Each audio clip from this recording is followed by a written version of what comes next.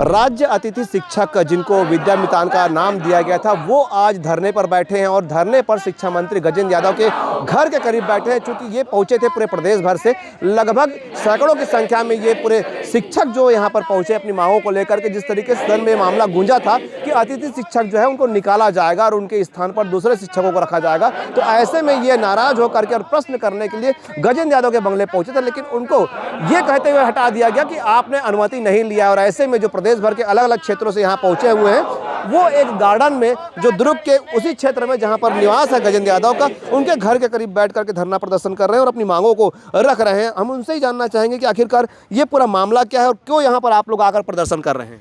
मोदी की गारंटी में सर हमको नियमित करने की बात बोला गया है, परंतु विधानसभा में जब प्रश्न उठता है तो माननीय शिक्षा मंत्री जी बोलते हैं कि जैसे ही शिक्षक भर्ती होगा हम अतिथि शिक्षक को हटा देंगे।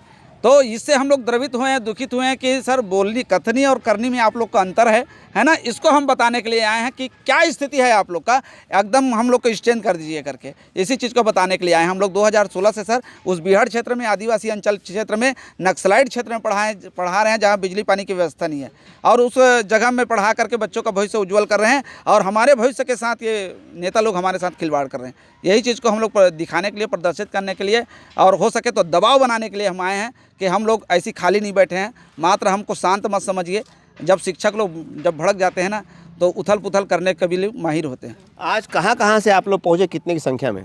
हम लोगों का करीब सर 500 लोग आए हैं, कभी इधर उधर चले गए हैं, और पूरे 24 जिला में हम लोग का अतिथि शिक्षक चलता है सर। राज्य अतिथि शिक्षक के हमको नाम से जाना जाता है। क्या हुआ फिर? आज पहुंचे थे, आज गजेंद्र यादव के आप बंगले पे पहुंचे थे, उनके निवास पे पहुंचे थे, तो फिर क्या हुआ? वो उसी चीज़ को बोले सर कि उस दिन आपने विधानसभा में बोला था कि हमारे नौकरी ख़त्म करेंगे, तो वो बोले कि मैं ऐसा नहीं करूंगा, फ्लो में बोल दिया था।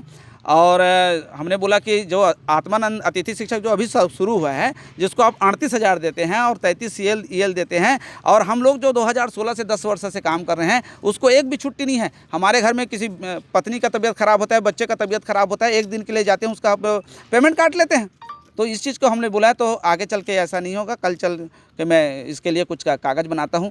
तो हमारा जो मेन मांग है सर नियमितीकरण के लिए वो हामी नहीं भर रहे हैं, और जब तक नियमितीकरण नहीं होगा तब तक हम उसमें लड़ाई हमारा जारी रहेगा, आंदोलन चलता रहेगा सर। तो यहाँ क्यों बैठे हैं? उनके निवास के पास तो आप लोग पहुँचे हुए थे। निवास से आ गए हैं सर और आ करके मीटिंग कर रहे हैं। हम लोग आगे की रणनीति कर रहे हैं कि कैसे हम लोग उनसे आपकी बात हुई? वहाँ पर बात हुआ है सर, बात हुआ है।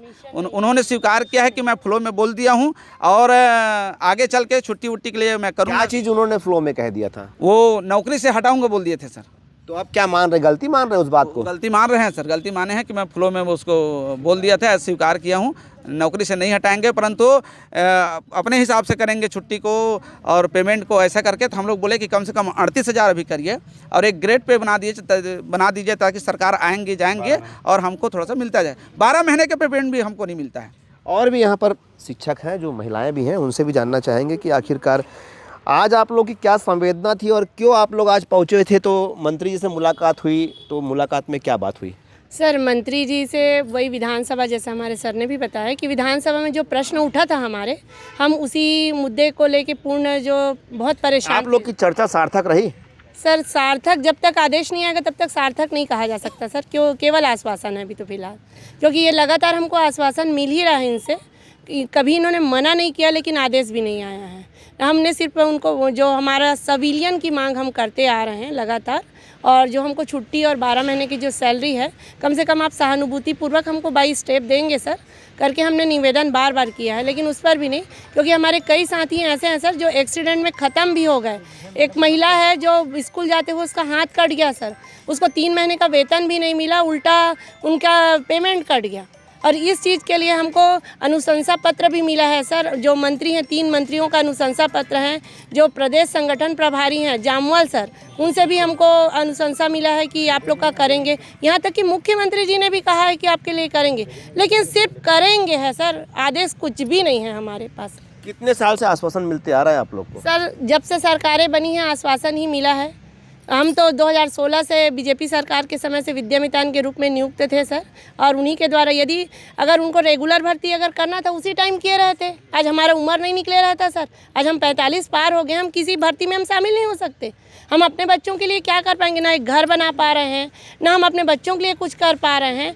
और अगर मान लो आप रेगुलर शिक्षक की तुलना करें सर, उनका 1.5 लाख पेमेंट है। हम नहीं बोलते हमको 1.5 लाख पेमेंट दीजिए, लेकिन एक सम्मानजनक पेमेंट तो दीजिए सर, पेमेंट दीजिए, सुविधाएं दीजिए। जो गलत करते हैं उनके लिए कोई भी उंगली नहीं उठाता सर, और हम लोग जो एकदम पूर्ण रूप से जो पढ़ा रहे हैं उनके लिए हमसे 100% रिजल्ट मांगा जाता है। ग्रीष्मकालीन अवकाश में आदेश में कहीं नहीं लिखा रहता कि आपको तनख्वाह नहीं देंगे, लेकिन काम जरूर करेंगे। हमारे ज़िले से भी आदेश निकला, कांकेर जिले से लिखा है कि समर वेकेशन में जाना है। प्रिंसिपल बोलते हैं कि आप लोग को स्कूल आना है। क्यों? क्योंकि भाई आपको स्कूल की हर गतिविधि में शामिल होना स्पष्ट लिखा है सर हमारे आदेश में। चाहे आपको वेतन ना दे वो सरकार की बात है, लेकिन हमको आना है। बिल्कुल, जिस तरीके से इनकी जो बात है और इनका साफ तौर पे कहना है कि लगातार सरकारें जो है इनसे वादा करती है, आश्वासन पे आश्वासन देती है, और लगातार इस बात को कहा जा रहा है कि इनको रखा जाएगा, लेकिन रखा जाने का जो है आदेश इनको नहीं दिया जाता। ऐसे में ये पूरा मामला जो है हाई कोर्ट भी गया हुआ था, और हाई कोर्ट में जो आप बता रहे थे कि हाई कोर्ट में इस पूरे मामले को ले गए थे, आखिर क्या कारण था और क्या उसमें हुआ है? इसमें ऐसा सर, हम लोग 2016 से विद्यामितान के रूप में कार्य कर रहे हैं, और साथ ही जब कांग्रेस की सरकार आई तो उन्होंने हमें अतिथि शिक्षक नाम दे दिया गया। फिर उन्होंने 2 साल के बाद संशोधन किया नियम में कि आपके जगह में किसी भी प्रकार की यानी नियमित व्याख्याता या प्रमोशन से या ट्रांसफ़र से नहीं आएंगे। इस संबंध में क्या हुआ था कि विभाग द्वारा जब ट्रांसफ़र होता था फिर भी व्याख्याता, नियमित व्याख्याता हमारे जगह में आ जाया करते थे और हमें हटा दिया करते थे। इस संबंध में हमने हाई कोर्ट गए, तो हाई कोर्ट में क्या हुआ, हम लोग फर्स्ट जीते। उसके बाद उन्होंने अपील किया कि इन्होंने नियमित व्याख्याता ने, फिर उसके बाद हमने पुनः उसमें भिड़ा तो डबल बेंच में चैलेंज हुआ, तब जा करके आज हम सुरक्षित महसूस कर रहे हैं। शासन के आदेश में भी कोई दम नहीं था, जब हमने डबल बेंच में चैलेंज होकर के जीते तब कोई जा करके हमें सुरक्षा मिला। और अभी वर्तमान में हमारी मुद्दा ये है कि हम बस्तर सरगुजा जैसे बिहड़ क्षेत्र में, नक्सली क्षेत्र में, मैं रहता हूँ बीजापुर में, कुटरू में आए दिन गोला बारूद चलते रहता है वहाँ पर, और मैं वहाँ पर 20,000 तनख्वाह में काम कर रहा हूँ। मेरे को कोई दसगात्र में आना है या घर में कोई काम में आना है तो मेरे को 1 दिन आने का 1 दिन जाने का 3 दिन ऐसे ही हो जाता है। 3 दिन होने के कारण मुझे 3 दिन का सैलरी नहीं मिलता है, और इतना अव्यवस्थित व्यवस्था में जी रहे हैं, ना वहाँ बिजली का व्यवस्था है ना पानी का व्यवस्था है, काट रहे हैं, 20,000 नौकरी में चल रहा है। लेकिन हमारा अभी प्रथम था ये मांग है कि कम से कम हमें शासकीय कर्मचारी जैसे ELCL मातृत्व अवकाश की प्रावधान किया जाए, और गर्मी में जो ग्रीष्म अवकाश का जो होता है पेमेंट वो हमें दिया जाए और हमसे काम लिया जाए, हमें कोई दिक्कत नहीं है। देखिए, बहुत स्पष्ट से बोल रहा हूँ कि कहीं कोई चिट्ठी हमने नहीं जारी किया। बहुत पहले जब हम विधायक थे तो सब प्रकार के शिक्षक लोग लगा अनुशंसा लिख दो भैया लिख दो। हमारे कई सांसदों का, कई विधायकों का चिट्ठी दिखा, आप भी लिख दीजिएगा। जब तो एक उस समय सहानुभूतिपूर्वक हमने जरूर चिट्ठी लिखा होगा, लेकिन मैं उसमें लिखा हूँ कि नहीं लिखा हूँ मैं नहीं जानता उस विषय को। दूसरी बात ये है कि अतिथि शिक्षक जो है ये वनांचल, दूरस्थ अंचल, ग्रामीण अंचल जहाँ पे शिक्षक भर्ती होता है और वहाँ पे वो पढ़ाने नहीं जाता, तो उनके लिए वैकल्पिक व्यवस्था के लिए डॉक्टर रमन सिंह जी ने विद्यामितान के रूप में स्थानीय लेवल पे भर्ती की गई थी। बाद में उसको राज्य अतिथि शिक्षक के रूप में उनको कन्वर्ट कर दिया गया था, और पहले 18,000 रुपये एक मुश्त राशि उनको दी जाती थी, और अभी 20,000 रुपये हम उनको दे रहे हैं।